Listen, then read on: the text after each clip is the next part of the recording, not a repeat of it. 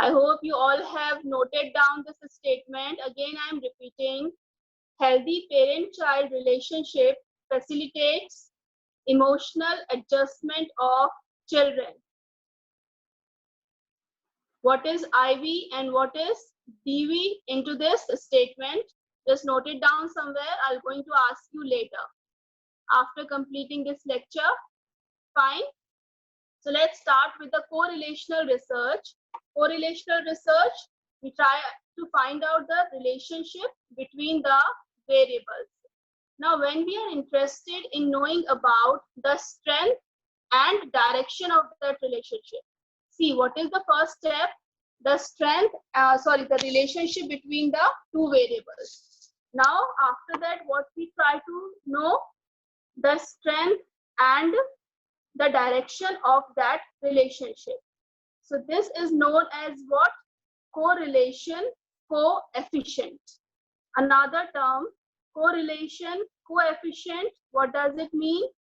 When we try to find the strength and direction of the relationship between the two variables. Now, what is the range? What is the value range of this? It starts from plus 1.0 to minus 1.0. On the scale, just imagine in between a 0 value is given, and on the left hand side minus values are there, and on right hand side plus values are there. So what is correlation coefficient? To find out the strength and direction of the relationship between the two variables. Now comes the three types of correlation. First one is positive correlation, second one is negative correlation, and third one is neutral, or you can say zero correlation, right? Let's start with the positive correlation. This correlation indicates, suppose there are two values, yes, one variable x and another variable y. Now, if the value of one variable increases, the value of other variable will also increase. Yes, suppose I'm saying the value of x is increasing, and at the same time, the value of the y is also increasing. So both of them are going on the increasing side. So that is showing the positive correlation. And the other way around, if the value of x is decreasing and at the same time the value of y is also decreasing. So again, this is also showing what? Positive correlation, because the direction is same. The value of x and y either increasing or decreasing. Yes, but they are same. So that will known as positive correlation. Now, what happens in negative correlation? Here, what is happening, as name is suggesting, negative. So here, the value of x is increasing, but the value of y is what? Decreasing. Yes. Other way around, if I say, if the value of x is decreasing, but the value of y is increasing, opposite direction is there. X is increasing, y is decreasing, or x is decreasing and y is increasing. So this will termed as what? Negative correlation. The third one is what? Zero correlation, or you can also say neutral. Why? Because no correlation is existing between the two. Neither the values are increasing nor the values are decreasing. So there is a neutral, zero correlation between the two variables. Now I just try to make you understand with a simple example. You must be thinking, what is x and y? X, one variable, if I'm saying, again, the amount of study, right? Amount of study hours. If x is amount of study hours and y is what? Achievement by the student. Yes. So if I'm saying that X is increasing, that is amount of study hours are increasing, and Y is also increasing, that means the achievement by the student also increasing as a result of amount of study hours. So this is what positive correlation. Same example, just take it again. If I'm saying X is increasing, that means amount of study hours are increasing. But what is happening to Y? Now the achievements start decreasing. Yes, here X is increasing, but Y is decreasing. So this will what? Negative correlation. Zero correlation, nothing is happening between the two variables. That is the amount of study and achievement by the student. Zero correlation is there. Nothing is decreasing, nothing is increasing. Constant values are there. Amount of study hours, that is X, and Y is what? Achievement by the student. So there is neutral, zero, no relationship. That simply means zero correlation. Fine. So here we end with this correlational research. First of all, what does it mean? Then comes what is correlation coefficient. Then the three types of correlation, the positive, the negative, and zero correlation. This all you have to write under correlational research. Right, students? Chalo. Let's start with the another method that is known as survey research. This now, like name, so I'm sure all must have heard surveys. Another method which is known as survey research, a very common, very famous method to collect any information. And you all must have heard about this. Maybe you have participated also in some of the surveys. Yes? Right now, in the present scenario, as COVID-19 is going on, it is affecting all our lives. So maybe you have encountered or you have faced any survey. The survey person has came to your house and they were asking simply the questions to you. How many members are there? Is anyone suffering from cold and cough? How long they are suffering? Any other disease? Yes. So these are what? A kind of survey which has been done by Indian government. So this is a very famous and very simple method. A questionnaire is there, certain questions are there, and this method generally used to study what? Opinions, attitudes, and social facts. This method is generally used to study another opinion, that what they think, their attitudes, what kind of attitude they are holding, positive or negative attitude toward a certain problem, and social facts, various social facts, like what is the population of a particular city or a state. Yes, the attitude of people towards family planning, and various other topics related to health, education, sanitation. So in all these things, this survey research is used, which is the very common area, which is where it is very much used during the time of elections. Yes, during the time of elections, surveys are conducted by different newspapers. Yes, by different parties. They have their questionnaire. They used to ask the people what kind of government you want. Yes, what work should be done, what policies you want to make. So these are what related to survey research. Now the first method which comes under this method is known as personal interviews. Yes, to remember the thing, survey research is a holistic method, but under this method, the first one is what? Personal interviews. Very simple. Interview, you all understand. You must have seen on TV. Interview means what? It is the very frequently and very common method for obtaining information from people. On television, we often see media persons interviewing people on issues of national and international importance. Yes. Now, what happens in an interview? How do you conduct an interview, or what you have seen during the interview? We see that two or more persons sit face to face with each other, in which one person generally called the interviewer, right? The one who is asking the questions, that person is known as what? Interviewer. And the other person or the persons who are giving the answers or giving the replies are known as what? Respondent or interviewee.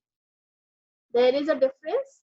The person who is asking is known as interviewer, VIEWER, and the person who is responding or who is answering is known as interviewee, VIEWEE.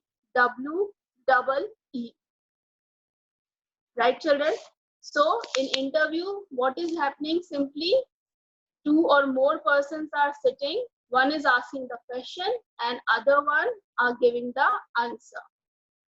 It is generally conducted face to face, but sometimes it can also take place over the phone. Generally, interview used to take place whenever two persons are sitting in front of each other. But yes, if there is a need, we can also have the interview on the phone, right? Now come upon the next thing, two broad types of interviews. Please remember this thing. This is a technique which comes under survey research. Personal interview is one of the techniques conducted under the survey research. Now we have talked about what is interview. You all understood. Now we are talking about the two broad categories of interview. The first one is known as structured or standardized. You can just remember it by SS. One is known as structured or standardized, and second one is known as unstructured or non-standardized. Two are opposite. One is structured, the other one is unstructured. One is standardized and the other one is non-standardized. Now question arises, what is the difference between the two types of interviews? See, if I say something is structured, just leave this interview method right now. If a general question asks, what do you mean by a structured thing or a structured plan? What you will say? Ma'am, structured means it is organized, it is pre-planned. Yes, certain format is there, certain precise outline is there, which goes step by step or in a sequence. Yes or no? In the similar way, in unstructured, what is happening? Nothing is pre-planned. Everything is just going on that moment. No questions have been written already. Just as the interview is going, the questions are also framed by the interviewer, and there is no pre-planning into unstructured. So in the same way, if I say there are two methods or two types of interview, the first one is what? Structured. You all have given objective test. You must have seen the online test. Yes or no? So online test comes under the category of what? Structured or standardized interview. If a written interview is there and OTQs are there or MCQs are there, what will it termed as structured one. So in the same way, structured interview or standardized interview is consist of close-ended question. Another term, please pay attention, close-ended question. That means what? Certain options are given, certain alternatives are given, and you have to choose one out of those. Yes, that are close-ended questions. Another is open-ended question. Now, what does this mean? Open-ended question, an example could be if I give you a topic to write an essay upon it. If I give you a very easy, very simple topic and I ask you to write upon it, just take the example, if I ask, who is your favorite person? Yes, or who is your role model? You're going to write upon this. So that will come under open-ended question or subjective responses. Why? Because every individual will be different from the other in his or her responses. Yes, my favorite person, all students, 9 to 10 students, those who are attending this class, will write different answers. Agree or not? But if I give you an OTQ test, yes, objective type questions are there, the answers will be same. Correct answers will be same, and incorrect will be same. Suppose those who are getting 10 out of 10, so their answers will be same in close-ended or in OTQs or in objective type questions. Whereas what is happening in open-ended question, suppose a 6-mark question is there in your exam, the long type question, yes, in that what you are writing, the content is correct, but the language is different, the way you are presenting, sometimes examples are also different if you are not giving the one which is given in your book.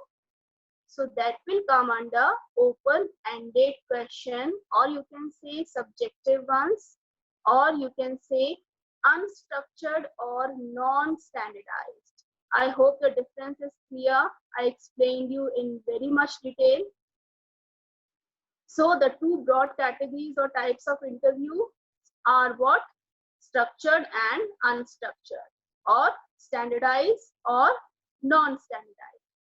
Now come upon the next thing. An interview may have the following combinations of participants in an interview situation. Now we can have interviews in many combinations.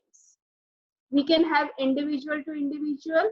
That means one interviewer is there and one respondent is there. Second combination क्या हो सकता है? Individual to group. The same thing you are watching on TV nowadays. If you are just switching on any news channel, what is kind of interview? That this is individual to group. A panel is there, a panel of experts is there, and the news anchor or any interviewer, only one who is asking the question to that group. So this is a perfect example of individual to group. The third combination could be group to individuals.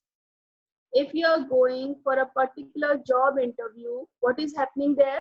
You are only one, the respondent is only one, and in front of you, a panel of experts are sitting. Yes, you must have seen how interviews goes on in civil examinations. So same way, that will be the third combination of group to individuals, where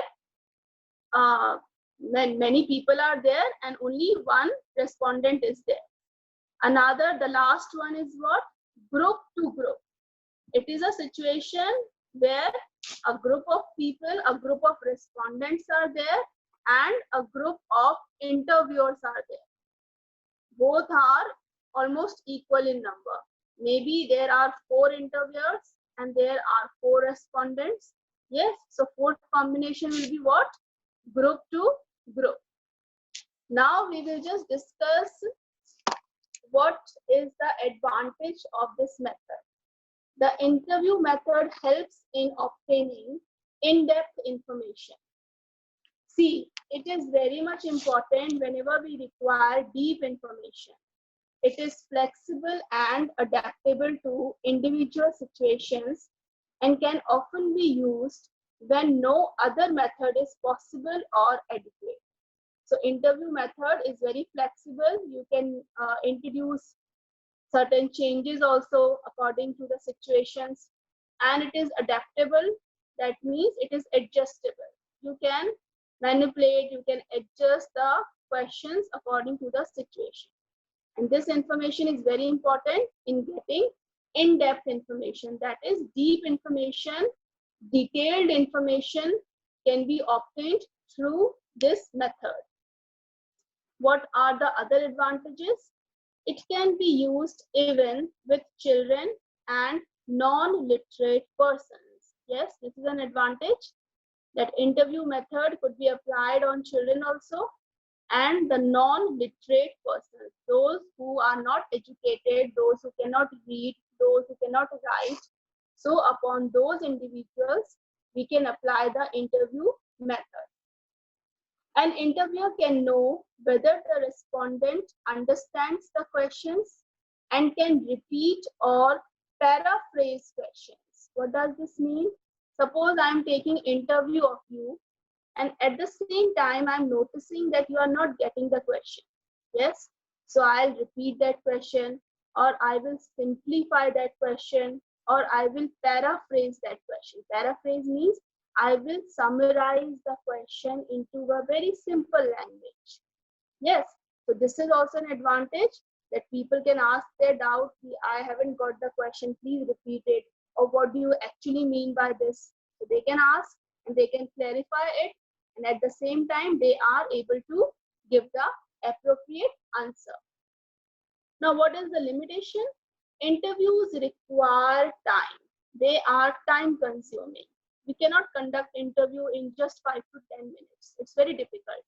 If you want detailed, in-depth information, the interview method can be prolonged. It could be time consuming. And it is also cost effective. It requires sometimes, it is quite costly also as compared to other methods. So this is the limitation of interview method, that it is time consuming and cost effective. So these all were the advantages, disadvantages of interview method. Now we'll start with the second method, which also comes under the survey research. The method is questionnaire survey.